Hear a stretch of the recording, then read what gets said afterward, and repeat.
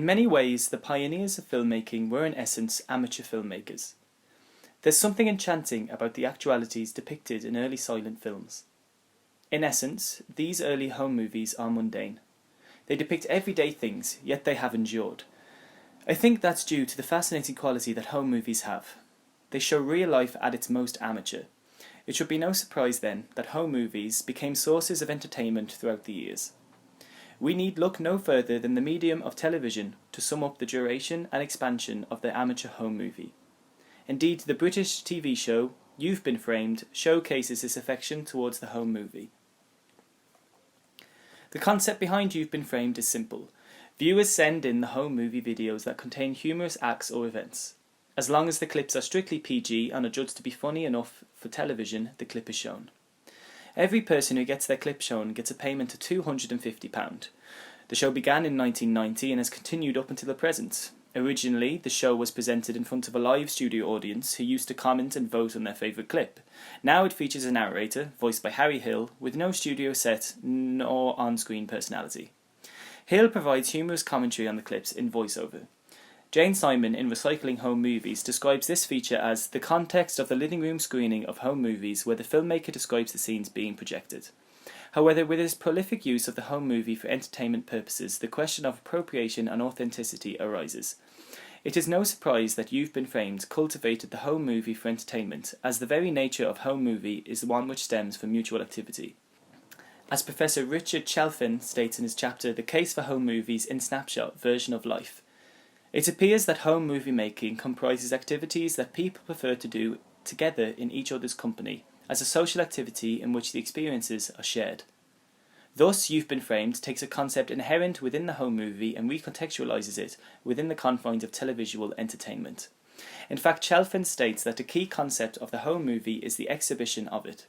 He finds that, for most home movie makers, exhibition events are exciting times. Informants reported that home movies are usually shown in a party atmosphere, not too unlike the one that originally inspired the shooting of the films. Ladies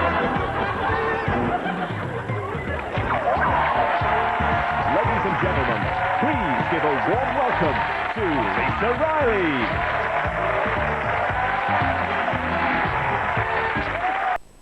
Yet regardless of the suitability or ingenuity of You've Been Framed as entertainment, the use of the home movie still brings up questions of appropriation.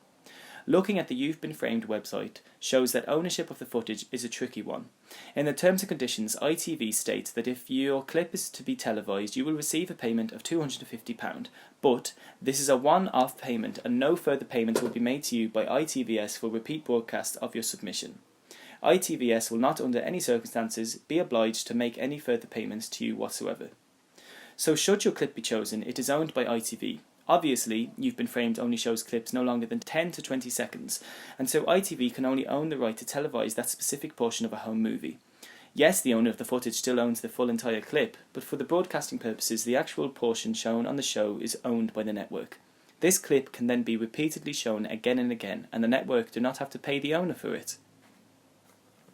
Also, on the official website for the show, there is a section called Tips for Filming. The purpose of You've Been Framed was that it was showing real-life people who managed to capture something funny on their cameras. So these tips for filming do bring in the question of authenticity with the show. Despite the fact that You've Been Framed doesn't take or like stage clips, as the producer Chris Taunton states in an interview with Den of Geek. Most stage clips are just disappointing. It's beyond most people's acting abilities to fake a genuine reaction to an accident. But giving people tips on how to capture moments to be used in the show does make you wonder about the authenticity of the clips. That is not to say that authentic clips are inherently real. Indeed, again, Chalfin states, the structure of selection and manipulation in home movies rules out the possibility that home movies document a reality of everyday life. Instead, we find a special reality documented in the home movie. Commonplace behaviour, mundane activities and everyday happenings do not get recorded. Regardless, however, of the inherent reality of the home movie as a form of exhibition, You've Been Framed is a strange anomaly. On one hand, the clips shown are hilarious in their depiction of human clumsiness. After all, who could forget the clip of the bartender falling through the cellar door? Yet, on the other hand, the use of the home movie on the show does bring up questions of ownership and authenticity. These questions are important as broadly they apply to all researchers and archivists. Who has the right to own someone else's personal snapshots of their life, and how authentic are the lives depicted? I don't think You've Been Framed has the answers to these questions, but I do think it capitalises on them, and that is something worth analysing.